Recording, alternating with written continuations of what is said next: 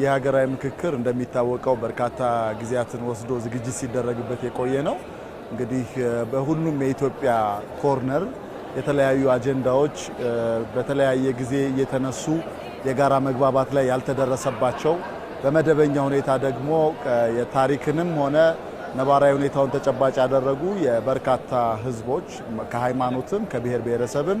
እንዲሁም ከሙያ ማህበራትም ጭምር የኛን መብት የኛን ህልውና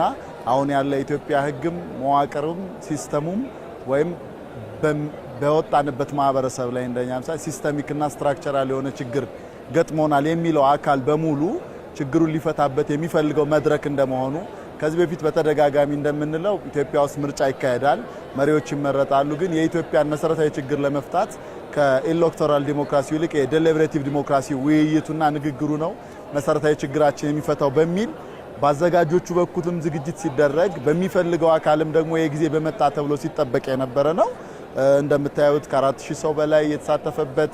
ሁሉም በሚባል አጀንዳ ኢትዮጵያ ውስጥ ሲያነጋግሩ የነበሩ አጀንዳዎች ወደ መድረክ መጥተው አሁን ከዝግጅት ባለፈ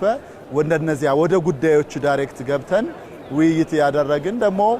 አብዛኛው ነገር በፖለቲካ ሜዳው ላይ ይሄ ፖላራይዝ ነው በጣም ተለያይተንበታል ብለን የምናስበውን ያህል ሳይሆን ወደ መድረክ ስንመጣ ከ500 ግሩፕም ወደ 50ም ወደ 10ም ስንገባ በጣም ከተካረረ ክርክርና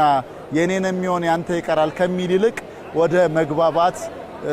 ይሄን ነገር የጋራ እናርገው ወደ ማለት ወደ መሃል መንገድ የመምጣት አይነት ዝንባሌ የታየበት እንዲያውም በፖለቲካ መድረኩ እስከዛሬ ከምናረጋቸው